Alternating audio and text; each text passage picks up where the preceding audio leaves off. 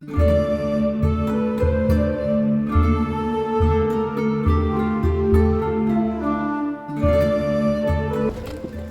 বন্ধুরা, আমার নতুন ব্লগে আপনাদের সবাইকে স্বাগত জানাই। আশা করছি সবাই ভালো আছেন, যে যেখানে আছেন। আমরা খুব ভালো আছি। এই মুহূর্তে আছি রাবাংলায়। আমরা বুদ্ধ পার্কে আছি এবং বুদ্ধ পার্কের এক্সপিরিয়েন্স অত্যন্ত মনোরম। রাবাংলায় এসে মনে হচ্ছে এইটাই তো চেয়েছিলাম। এখন আমাদের নতুন গন্তব্য হচ্ছে চারধাম। নামছি। আমরা একটু তাড়াহুড়োয় আছি। আশা করছি এই ব্লগগুলো আপনাদের খুব ভালো লাগছে। চারধামে যে ব্লগটা, সেটা আমি শেষ করব গিয়ে একবারে শিলিগুড়িতে, সেরকমই ইচ্ছে। আপাতত চলুন একবার একটু বুদ্ধদেবের একবার দেখি, দর্শন করানো যায় কিনা এই ব্লগেতে। একবার কুয়াশায় ঢেকে যাচ্ছে এবং যে ধরনের মেঘ এবং কুয়াশার এবং আলোর খেলা, যেন মনে হচ্ছে এইটাই তো চেয়েছিলাম। কোথায় আমাদের গাড়ি? আচ্ছা, গাড়ি যতক্ষণ না আসছে ততক্ষণ দেখি। এই যে আমাদের বুদ্ধ পার্কের বুদ্ধদেব। যাই হোক, কুয়াশা দিয়ে ঢাকা ছিল, একদম সম্পূর্ণ ঢাকা ছিল। এখন একটু তবু মুখ খুলেছেন তিনি এবং প্রচণ্ড তাড়াহুড়োয় আছি, যার ফলেতে একটু আচ্ছা বাবা, নিঃশ্বাসটা ফুলছে। যাই হোক, মেঘ সরে যাক, বুদ্ধদেবকে ভালো করে একবার একটুখানি দেখিয়ে নিই আপনাদের এই ব্লগের শুরুতে। যদিও যারা ট্রাভেল সিরিজ দেখছেন তারা জানেন যে আমরা এই সময় পেলিং বেড়াতে এসেছিলাম, মূলত পেলিংকে কেন্দ্র করে। আজকে আমরা শিলিগুড়ি ফিরছি। তা আজকের দিনের ব্লগটা যে 3টে ব্লগ হয়ে যাবে সেটা কল্পনার অতীত ছিল, কিন্তু না করে কোনো উপায় নেই। আমার এডিট করতে অসুবিধা হয়, তথা আপনাদের দেখতেও অসুবিধা হবে। এত বড় ব্লগ দেখা যায় না, আর কোনটা ছেড়ে কোনটা বাদ দেবো বুঝতে পারছি না। আমরা একসঙ্গে লাঞ্চ করছো মা, এটা তো চিনলি না কোম্পানি দামি অঞ্চল হচ্ছে না, এটা মানুষ सकते না। তবে কোথায় যা খাই सकते हो आप?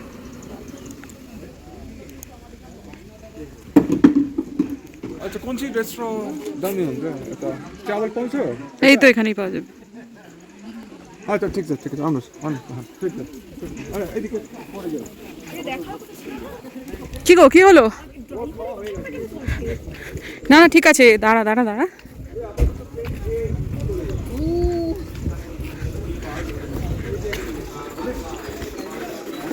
মুরগির মাংস পাওয়া যাবে 200 খালি? ও আচ্ছা, ঠিক আছে, চলো। হ্যাঁ, খেয়ে নি, চটপট খেয়ে নি। ঝামেলা মিটিয়ে দিলে 240 টাকা লেখা রয়েছে। ডান হাতের কাজটা সেরে নেওয়াই ভালো।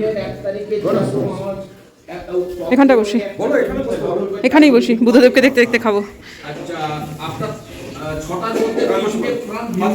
এটা একটা বাঙালি দোকান। টুকুর আমার একদম এই ভাত এসবগুলো খেতে পছন্দ করে না, এখনও কাজ করছে, কিন্তু এখন আমাদের কোনো উপায় নেই, চটপট করে খেয়ে আমাদের বেরোতে হবে। Thank you.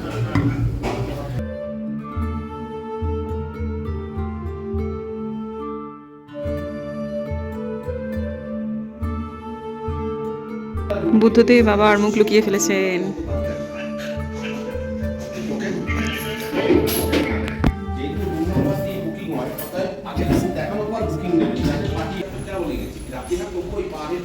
Thank you.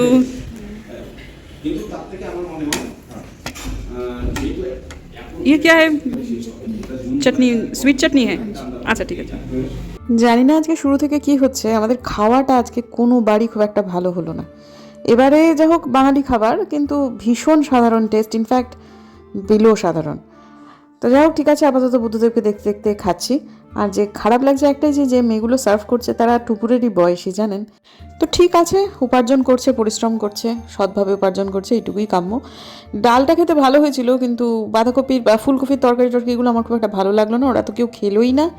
আমি যেটুকু পারলাম আর কি, কোনো রকমে গুজে খেলাম। জিনিসগুলো কেনা হয়েছে, নষ্ট হবে, তাও কিছুটা ফেলা গেল। তো এখন আবার রওনা দিচ্ছি চারধামের উদ্দেশ্যে। এখন একজন চেনার সঙ্গে দেখা হয়েছিল, শিলিগুড়ির মানুষ, দেখে হ্যাঁ করে হেসে তারপর রওনা দিলাম। একটু আগে তবু যা হোক দেখা যাচ্ছিল, এখন বুদ্ধদেবকে কিছুই বোঝা যাচ্ছে না। কয়েক সেকেন্ড বাদে হয়তো বা কাঠামোটা খানিকটা বোঝা যাবে, কিন্তু পুরোপুরি তিনি প্রায় মুখ ঢেকে ফেলেছেন।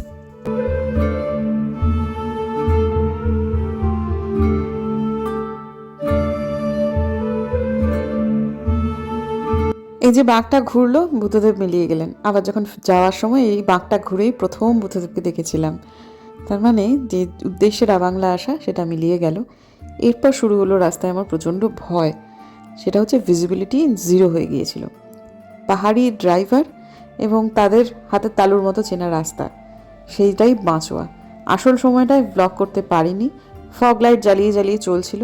এবং এই সময়টায় আমি আর কি করব, টাইটেল থাম্বনেল দিলাম। আজকের দিনে কোন ব্লগটা যাবে জানেন?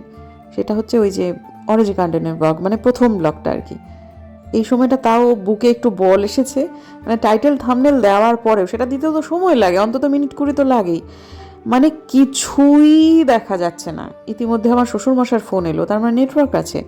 তিনি জানালেন শিলিগুড়িতে ভয়ঙ্কর বৃষ্টি শুরু হয়েছে। কিন্তু বাংলায় বৃষ্টি হলে ঠিক আছে, কিন্তু এ এক অদ্ভুত সময়। ভালো লাগছে, আনন্দ হচ্ছে, ভয় করছে, সব মিলিয়ে মিশিয়ে অদ্ভুত একটা সময়।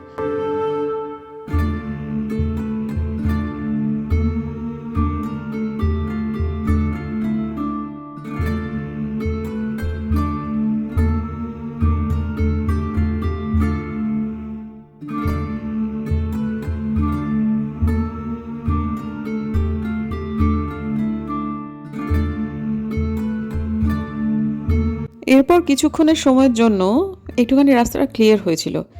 তারপর এমন গাঢ় কুয়াশা চালু হলো যে রাস্তার 2 ফিট দূরে কি আছে সেটা দেখা যাচ্ছে না।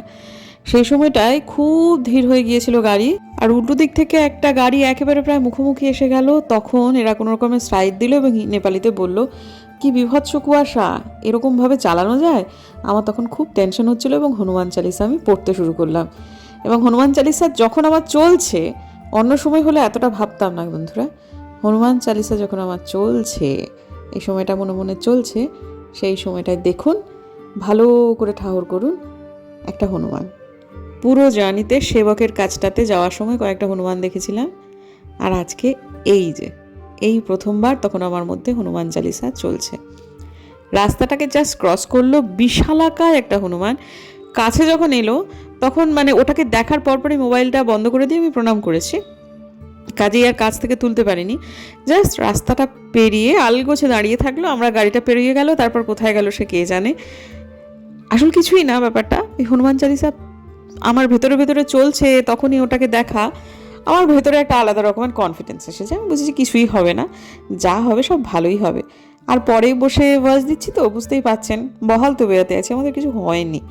তো এখন পেরোচ্ছি যখন, তখনই প্রায় রাস্তার আলো জ্বলে গেছে। চারধাম যে কীভাবে পৌঁছাবো কে জানে, আর পৌঁছলেও বা ভালোভাবে দেখতে পাবো কি না তাও জানি না। তবে দূরত্ব খুব বেশি না হলেও অন্তত পক্ষে মিনিট 45 জার্নি তো বটেই। এই প্রসঙ্গে আর একটা কথা আপনাদের বলি, যারা নিয়মিত বন্ধু তারা তো জানেন, এটা আমি আশা করি। তা সত্ত্বেও অনেকে এই ধরনের প্রশ্ন করেন যে তোমরা কেন এইসব জায়গাগুলো আগে ঘোরোনি। আসল কথাটা সব ক্ষেত্রেই সত্যি, আমার ক্ষেত্রেও সত্যি। নিজের চশমা দিয়ে দুনিয়াকে দেখলে তো হয় না, মাঝে মাঝে একটু অন্যের পরিস্থিতি বুঝতে হয়। মার্জনা করবেন এই সমস্ত কথায়, কিন্তু কিছু কিছু শব্দ আমাকে একটু আঘাত করে। আপনারা সবাই জানেন বোধিসত্ত্ববাবু কালিম্পংয়ের একটি পাহাড়ে পড়ান। তিনি ভোরবেলায় পাহাড়ে যান পাকদণ্ডি বেয়ে বেয়ে। বছরে যতদিন কলেজ থাকে পাহাড়টাই তার কর্মভূমি। যখন ছুটি পান তার কাছে পাহাড় বেড়াতে যাওয়াটা একটু আনন্দদায়ক নয়। এইবারেতে তিনি আমাদের যে নিয়ে এসেছেন আমাদের কথা রাখবার জন্য, কিন্তু এটা যদি না করে তিনি দীঘা যেতেন আনন্দ পেতেন বেশি। কি হবে ভাই? স্টেডিয়াম, মাইজুং স্টেডিয়াম।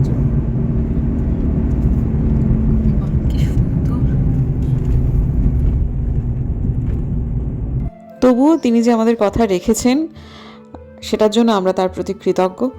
অনুগ্রহপূর্বক একই প্রশ্ন বারবার আমায় করবেন না, সমস্ত জেনেও বারবার এক কথা জিজ্ঞেস করবেন না, আমাদের খারাপ লাগে। ভদ্রলোক পাহাড়ে পড়ান, আমরা শিলিগুড়িতে থেকেও পাহাড়ের অনেক জায়গায় যেতে চাইনি, যেগুলো হয়তো বা আমরা যেতেই পারতাম। বিশ্বাস করুন, সমতলের কলেজে তিনি যদি পড়াতেন এতদিন আপনারা তো 2 মাস পর পরই ট্রাভেল ব্লগ দেখতে পেতেন, কারণ ভদ্রলোকও ঘুরতে ভালোবাসেন। রাস্তায় আলো জ্বলে গেছে। এরপর আমরা যখন চারধামের কাছাকাছি চলে এলাম তখন হঠাৎ দেখছি রাস্তা বন্ধ। বেশি দূরত্বে নয়, অল্পখানিক রাস্তাই বাকি, কিন্তু দেখলাম রাস্তাটা সরু এবং মাঝ বরাবর করে রেখেছে পিচ। আসলে এখন পড়ন্ত বেলা তো, আমি যেতে যেতে ভাবছিলাম হয়তো বা আমরা ছাড়া আর এই সময় অবেলায় কেই বা যাবে। দেখুন দেখি কত গাড়ি, নিজেদের এত ইম্পর্টেন্ট ভাবার কিছুই নেই, আমাদের মতো এই শেষ বেলাতেও চারধাম দর্শন করতে বহু লোক এসেছে। আর এই যে দেখুন ঠিক মাঝ বরাবর করে রেখেছে পিচ, সরু রাস্তা, এবং একদিকে গাড়ি আসতেও পারছে না, আর এরা সব চারধাম থেকে বাড়ি যাচ্ছে, তাদেরও যেতেও কেউ পারছে না। তবে আমাদের এখান থেকে শিলিগুড়ি যাওয়া সেই গাড়ির সংখ্যা কম, বেশিরভাগই এরা বাংলা যাবে। 5:20 বাজে, 6টা পর্যন্ত উঠতে উঠতে অবস্থা খারাপ হয়ে গেছে। উফ। চল। উৎসাহ দিচ্ছে, চারধাম কি এত সহজে যাওয়া যায়? একটু জিপটা না বার করলে হয়? চারধাম এত সোজা নয়। হা হা হা, ওরে বাপরে, উফ, কতখানি রাস্তা ভাই। তা হ্যাঁ, সেই এক থালা ভাত আমার বেরিয়ে এসছে। হর হর মহাদেব, হর হর মহাদেব। ও পৌঁছে গেছে। মজার ব্যাপার হচ্ছে ভদ্রলোক এই চারধামে এসে আমি যতটা খুশি দেখলাম, পুরো জার্নিতে তিনি এতটা আনন্দিত ছিলেন, পরিবার নিয়ে তিনি আনন্দ করেছেন এটা ঘটনা, কিন্তু স্থান মাহাত্ম্য বলুন আর যাই বলুন, এই জায়গাটাতে ভদ্রলোক খুব বেশি খুশি এবং খুব স্বতঃস্ফূর্ত আমি তাকে দেখলাম। হ্যাঁ, এই জায়গাটা আর একটু সময় নিয়ে আমাদের দেখতে হতো, কিন্তু ঠিক আছে, শেষবেলা এসেছি এবং একটা জিনিস হয়েছে, সেটা হচ্ছে আবার আসার ইচ্ছেটা প্রবল পরিমাণে জেগে উঠেছে, এবং এইখানে আসার ইচ্ছাটা বোধিসত্ত্ববাবু জেগে উঠেছে, আর একটু ভালো করে দেখলে হতো, এটা ওদের নিজেই বলছেন। আর একটা দিন বাড়িয়ে নেওয়াই যেত, কিন্তু সেটা সম্ভব নয়, কারণ কালকে ভোরবেলায় আবার ভদ্রলোকে পাহাড়ে যেতে হবে, কালকে রবিবার, তা সত্ত্বেও যেতে হবে, কারণ ইলেকশন ট্রেনিং পড়ে গেছে। তাই জন্য আমাদের যেন তেন প্রকারান্য রাতের মধ্যে হলেও শিলিগুড়িতে পৌঁছাতেই হবে।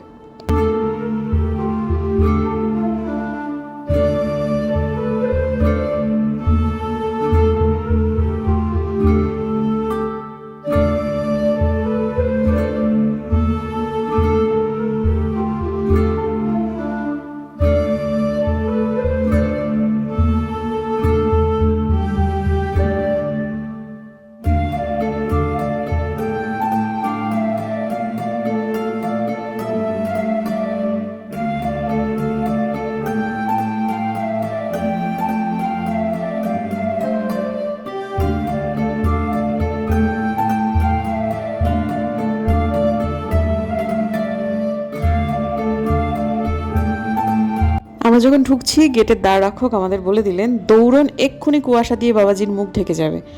আমরা দৌড়লাম এবং এসে দেখছি সত্যিই ঢেকে যাচ্ছে, তবে মাঝে মাঝে আবার খুলেও যাচ্ছে।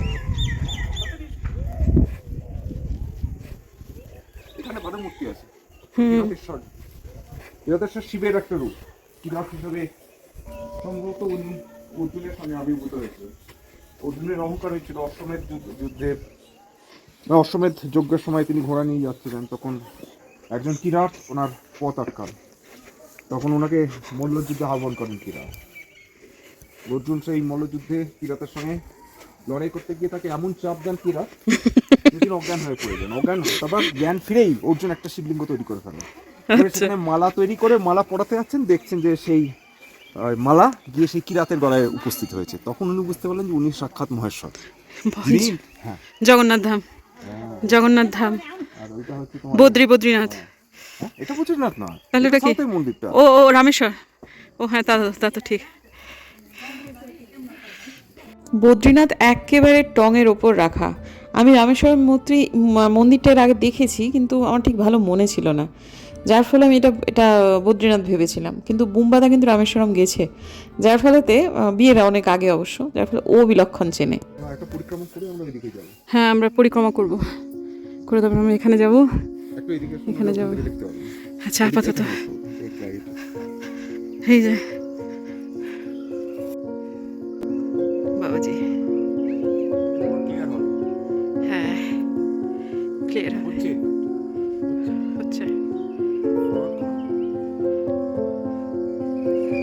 চলো আগে আমরা দেখি। Buddha Of Shiva's avatar was a hunter named Kirat. He appeared during Arjuna's meditation to test him. Impressed with his valor and strength, he gifted him the Pashpatastra. আমি যেটা বললাম আর কি, যে তারপর যখন মল্লযুদ্ধ করছেন কিরাতের সঙ্গে, এমন চাপ দিয়েছেন যে অর্জুন অজ্ঞান হয়ে পড়ে গেছে। তবে অর্জুনের খুব রাগ হয়েছে, ইগো যায়নি। তখন উনি একটা শিবলিঙ্গ তৈরি করে তাকে মালা গেঁথে তাকে পড়াতে যাচ্ছেন, দেখছেন যে সেই মালা উড়ে গিয়ে কিরাতের গলায় উপস্থিত। তখন তিনি বুঝলেন যে কিরাতই হচ্ছেন স্বয়ং মহাদেব। তখন উনার পায়ে গিয়ে বললেন, প্রভু আমার অন্যায় হয়ে গেছে। বলছে যে, তখন মহাদেব বলছেন, তুমি এত বড় বীর, তুমি আমার সঙ্গে যুদ্ধ করেছো, হ্যাঁ, তোমাকে আমি, তখন তিনি তুষ্ট হয়েছেন মহাদেব। তবে তুষ্ট হয়ে তাকে পাশপাত অস্ত্র তাকে গিফট করছেন। বাহ, চমৎকার, অপূর্ব সুন্দর ফুলগুলো দেখতে লাগছে, দারুণ। তবে বেশিক্ষণ এগুলো দেখা যাবে না, চলুন মহাপরিক্রমা করে নিই, ধাম মহাপরিক্রমা। রামেশ্বরমে তো যাওয়া হয়নি, বা রামেশ্বরমে যাচ্ছি আমরা।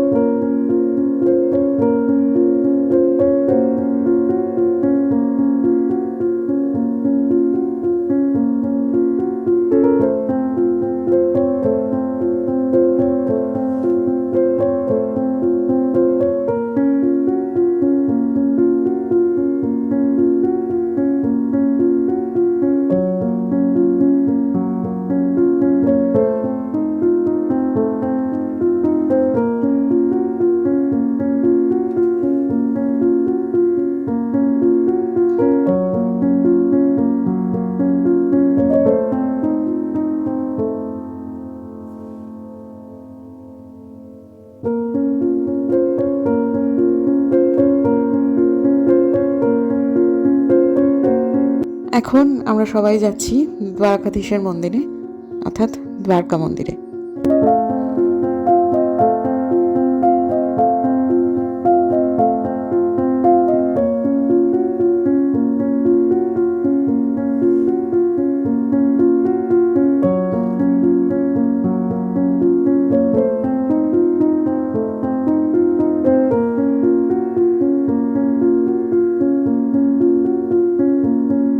জগন্নাথ ধামে একটু বাদে যাচ্ছি, কারণ এদিকে ঘুরে যেতে হবে, তো সময়টা নিতান্ত অল্প, তাই জন্য আগে এইগুলো ঘুরে আসি, তারপর ফেরার পথে একবারে ঘুরে জগন্নাথ ধাম হয়ে, ওটা হয়ে জগন্নাথ ধাম হয়ে বেরিয়ে যাব। কোথায় মন্ত্র হচ্ছে? ও ওপরে, আচ্ছা আচ্ছা। এই মন্দিরটা না, এটা খোলা আছে, উপরে যাব। যাবি মোমো? হাত দূর এলাম, চল। 6টার সময় এই সমস্ত মন্দির বন্ধ হয়ে গিয়ে সমস্ত পূজারীরা নিচে নেমে যান। এখন 6:45 মতো বাজে। ওপরে খুব জোরে জোরে মন্ত্রোচ্চারণ চলছে এবং ওপরটাতেই বদ্রীধাম করা হয়েছে। তো সেখানে গেলাম। আমার এই সময় কিন্তু ফোনটা একেবারেই আমার জবাব দিয়ে দিয়েছে। এখন আমি টুপুরে ফোন থেকেই ব্লগ করছি। ওপরে যে শিবধাম রয়েছে সেটার ভেতরে কিন্তু কোনোরকম মোবাইল নিয়ে ঢোকা নিষেধ। অন্যান্য মন্দিরেও ভেতরে মোবাইল নিতে দেয়, কিন্তু এইখানে নয়।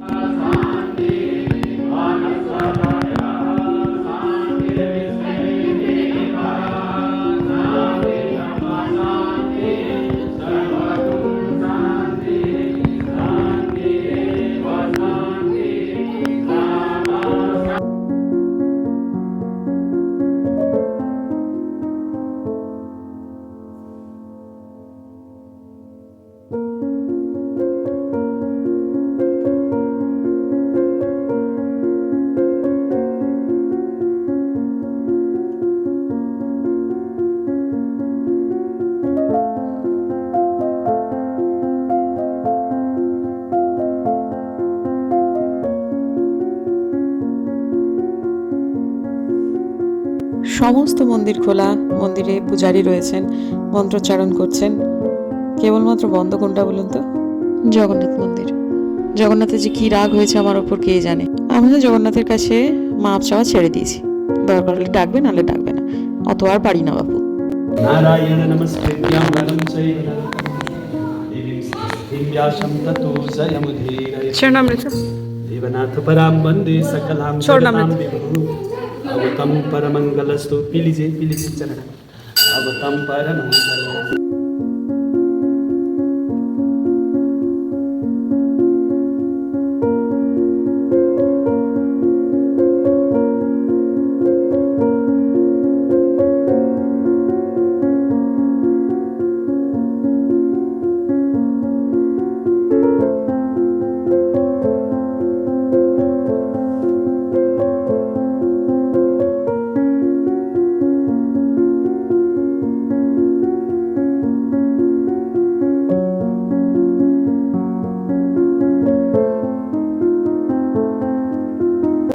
জগন্নাথ আমাকে কিছুতেই দেখা দেবে না।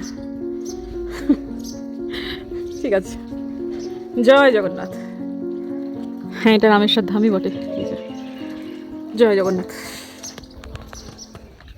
চলো,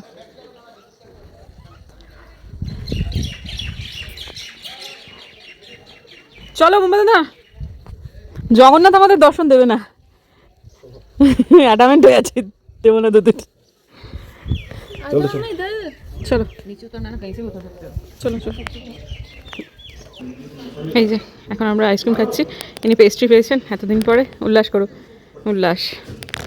আর বোধিসত্ত্ববাবু জানেন, বললেন যে তিনি জানতেন যে জগন্নাথ মন্দির বন্ধ থাকবে। তিনি ঢুকতে ঢুকতেই নাকি এটা একদম নিশ্চিত ছিলেন জগন্নাথ মন্দির বন্ধ থাকবে। ব্যস্ততা চূড়ান্ত, কারণ 4 ঘন্টার রাস্তা, পাহাড়ের রাস্তা, অন্ধকারে খুব একটা না চড়াই ভালো, কিন্তু ঠিক আছে যেতে হবে। বাবু সাবধান। খুব ভালো বাবা রে। হ্যাঁ আসতে দুষ্টু করছে খালি।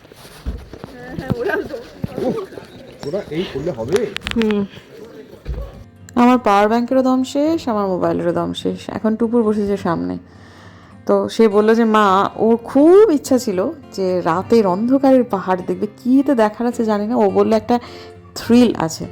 এই সমস্ত ক্লিপিংগুলো ওর ফোন থেকে তোলা, যদিও ওর ফোনেও খুব বেশি চার্জ নেই, কিন্তু মোটামুটি ম্যানেজ করে নিয়েছে। আর ছেলেটা খুব এক্সপার্ট ড্রাইভার। আমার ধারণা ছিল যে রাতের বেলায় বোধহয় পাহাড়ে একটিও গাড়ি চলে না। কে বললো সিকিমে গাড়ি কম চলে, এটা ঠিক কথা, কিন্তু পশ্চিমবঙ্গে যেই ঢুকলো, ওরে বাপরে বাপ, গাড়ি গাড়ি গাড়ি। আর এই যে খুব একটা বেশি ক্লিপিং আমাদের তোলা নেই এই সময়টাতে। একটা চা পানের বিরতি নিয়েছে। আমার তো তখন মনে হয়েছিল উড়ে চলে যাই আর কি, এত ভয় ভয় করছিল। কিন্তু দেখলাম বোম্বাদা এবং এই ছেলেটি ড্রাইভার, তারা বেশ কনফিডেন্ট। 2 জায়গায় রীতিমতো তারা ব্রেক নিল, তারা চা খেলো, হাসি ঠাট্টা, গল্প গুজব, এই সমস্ত কিছু হচ্ছে। আর কি হয়েছে জানেন, একটা ভালো জিনিস বুঝতে পারলাম, সেটা হচ্ছে পাহাড়ে তো রাত্রেবেলা কিছু দেখা যাচ্ছে না, আর ছেলেটা মোটামুটি সবটুকু রাস্তায় চেনে, ওর অসুবিধা হচ্ছে না। কিন্তু কোন দিকটা খাড়া আর কোন দিকটা ঢালু আমি যেহেতু বুঝতে পারছি না, তাই কোন জায়গাটা একটু বেশি ভয় পাবো আর কোন জায়গাটা কম ভয় পাবো সেটা ঠিক ডিসাইড করে উঠতে পারছি না।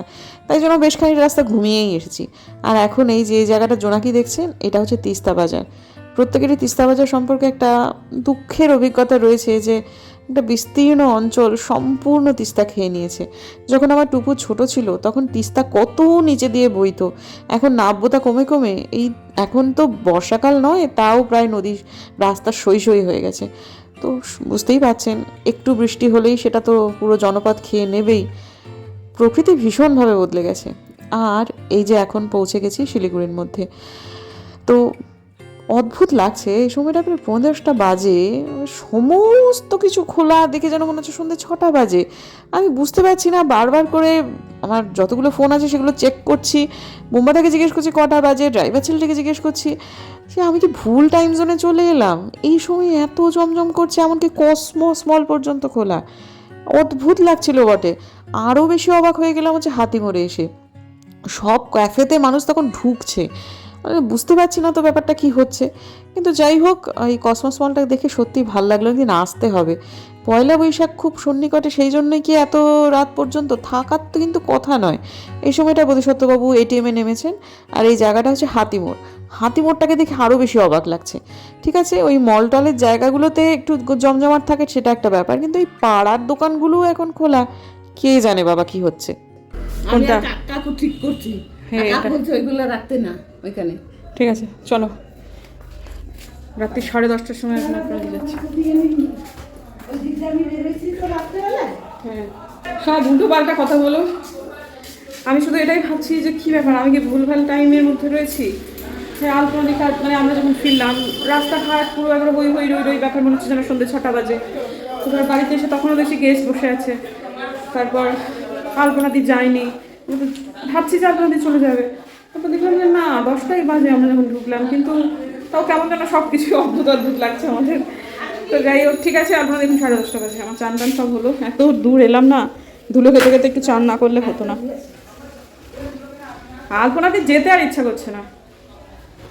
আসলে গেস্ট এসেছিল আমার শ্বশুরমশাই খেতে, আজকে বহু দেরি হলো। এই পুচকি পুচকি বাচ্চাগুলো 10:30টার সময় ঘুরে বেড়াচ্ছে, কি ব্যাপার বলো তো আলপনাদি? 10:30 বাজে না অন্য কিছু বাজে? 10:30 বাজে। আজকে খুব বৃষ্টি হয়েছে না? এরাও তো নিশা করে, দুপুরবেলা বৃষ্টি কখন? তাই এরাও নেশা করে? তো নেশা করে এইটুকু বাচ্চাগুলো দেখে সিগারেট খাবো আর জানো বারান্দা কি করতে আসলাম আমি? আচ্ছা ঠিক আছে, টাটা আপনাদের। ভয় পাবে না তো? তোমার সাহস আছে বলো? এসে ঠিক ঠিক ঠিক আছে, tata, good night. Good night বলে সুইট ড্রিম বলতে হয়।